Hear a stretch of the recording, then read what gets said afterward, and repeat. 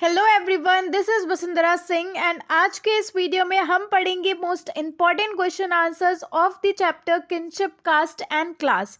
So this is the third chapter of class 12th history, जिसके सभी important questions को हम इस पूरी वीडियो में देखेंगे, including short, long as well as MCQs. Okay, so let's jump into the video. हमारा पहला क्वेश्चन है, who won the battle of Mahabharat? तो answer is very obvious, Mahabharat का जो बैटल हुआ था उसमें कौन जीता था? तो आंसर इज पांडव्स। ठीक है।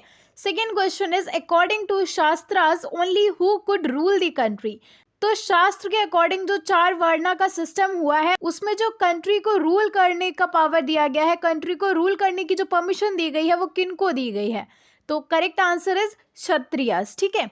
अगला क्वेश्चन है, which of these rulers followed endogamy? तो इसका करेक्ट आंसर है Satavahanas. And task for you guys is, what is endogamy? That you guys will tell me in the comment section. Moving towards the next question, under whose leadership the process of preparing critical edition of Mahabharat started?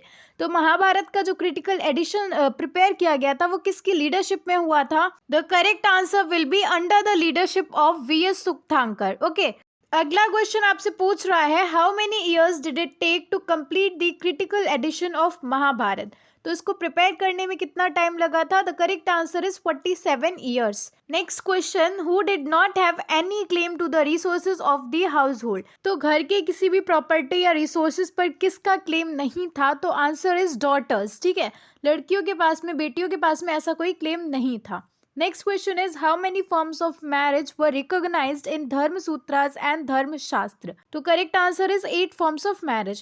Next, where did Satavahanas rule? तो सतवाहनास का rule कहाँ पर था? आपको reason यहाँ पर explain करना है। तो Satavahanas ruled over parts of western India and the Deccan.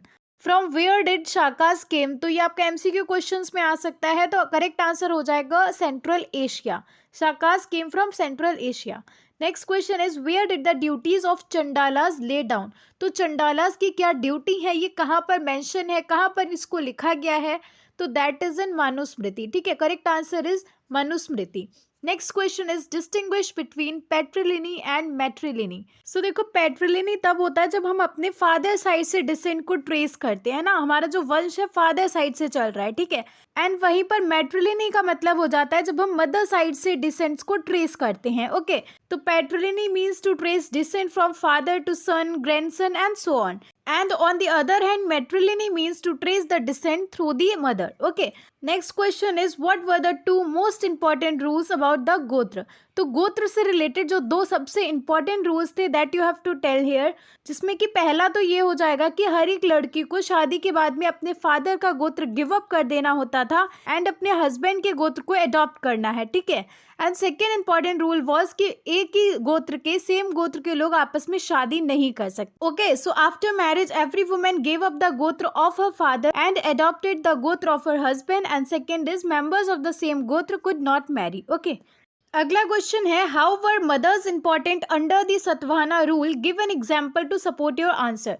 तो मदर्स का क्या इंपॉर्टेंस था सतवाहना रूल के टाइम पर, that you have to explain. सो देखो, जो सतवाहना रूलर्स थे वो मेट्रोनिमिक्स के द्वारा आइडेंटिफाई करे जाते थे, जिसका मतलब ये हो जाता है कि वो अपने नेम्स को अपनी मदर से डिराइव करते थे। ठीक है, जैसे होता है ना कि हम फादर का सरनेम लगाते हैं, तो उस टाइम के जो सतवाहना रूलर्स थे वो अपने मदर के नेम से अपने नेम को डिराइव करते थे। ठीक है, एंड इससे हमको पता चलता है कि मदर्स की भी इंपॉर्टेंस होती थी उस टाइम पीरियड में। तो Satavahana rulers were identified through matronymics, which means that names were derived from that of the mother. It indicates that mothers had an important place in the society. Okay, next question is, according to the Purush Sukta of the Rig Veda, how did the four Varnas emerge under the Varna system? तो here you have to explain कि ऋग्वेद में क्या mention किया गया है related to वर्णा system की, किस तरह से ये जो चार वर्णास हैं ये इमर्ज हुए हमारी सोसाइटी में।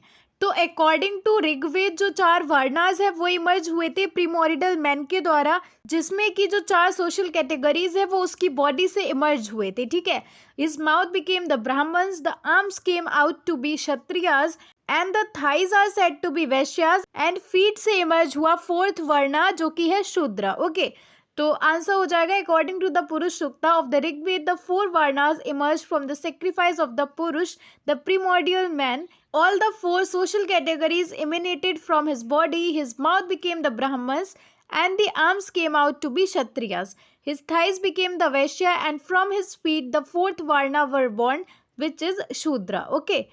Next question is explain the ideal occupation as laid down in Dharma Shastras and Dharma Sutras for the four Varnas. So अभी जो हमने पिछले क्वेश्चन में चार वर्णास देखे, चार सोशल कैटेगरीज देखी, उनकी ऑक्यूपेशन क्या है, उनकी आइडियल ऑक्यूपेशंस क्या है according to Dharmashastra and Dharmasutra, वो हमको यहाँ पर बताना है. ठीक है. So let us see the answer. Relation between varna system and occupations according to the Brahmanical text is as under. Number first हमारी जो सोशल कैटेगरी है दैट इज ऑफ ब्राह्मण्स. ठीक है. तो इनकी क्या ऑक्यूपेशन है, इनकी क्या आइडियल ऑक्यूपेशन है, that is study and teach the Vedas, यानी कि इनको वेद पढ़ना है और जो है लोगों को पढ़ाना है, टीच करना है. Perform sacrifices and get sacrifices performed as well as give and receive gifts. तो यहाँ पर सेक्रीफाइसेस का मतलब है इन रिलेशन टू पूजा पाठ एंड ऑल, है ना, ये सारी चीज़ें करना, हवन यज्ञ वगैरह, ये सारी एक्टिविटीज़ करना उनकी आइडियल ऑक्यूपेशन है. ठीक है. Second category is Kshatriyas.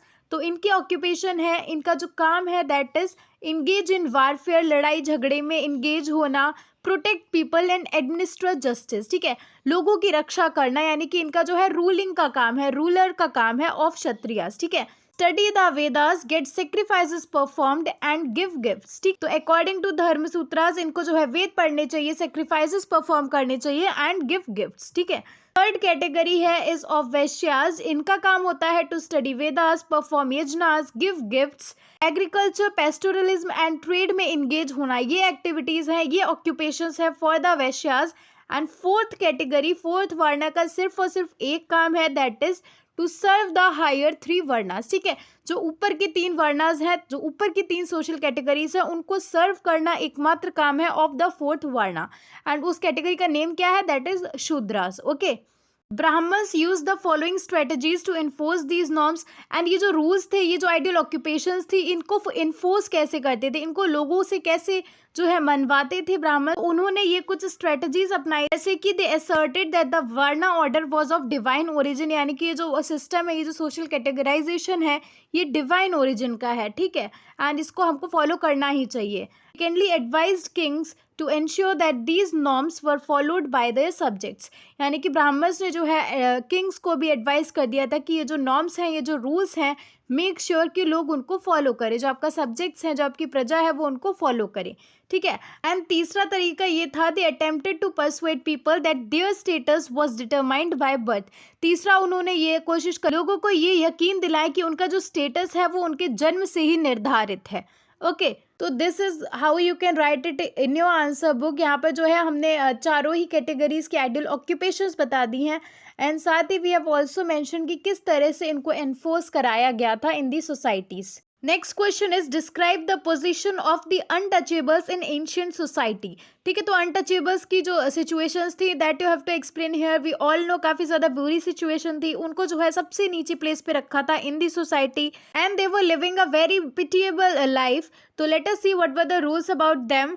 तो उनको कुछ ड्यूटीज असाइन करी गई थी, जैसे कि number first is they were compelled to live outside the village. उनको गांव में रहने की इजाजत नहीं थी, उनको जो गांव है, जो विलेज है, उसके बाहर रहना पड़ता था. सेकेंडली, दे यूज डिस्कार्डेड यूटेंसिल्स. दे वोर clothes worn out by the dead eight the time of their burial और क्रिमेशन. दे वोर ऑर्नामेंट्स मेड ऑफ आयरन. ठीक है. तो सेकेंडली ये हो जाता है कि उनको डिस्कार्डेड, जो छोड़े हुए टूटे फाटे बर्तन होते हैं, यूटेंसिल्स होते हैं, उनको ही यूज़ करना होता था. सेकेंडली, वो सिर्फ वही कपड़े पहन सकते थे जो कि किसी डेड बॉडी ने पहन रखे हैं at the time of the burial. ठीक है. And also they were only permitted to wear the ornaments made of iron. लोहे के बने हुए ऑर्नामेंट्स ही वो पहनते थे. नेक्स्ट रूल की बात करें तो they were not allowed to move और walk in the village at night. तो उनको रात के टाइम पर जो है गांव में आना या चलना या टहलना कुछ भी अलाउड नहीं था.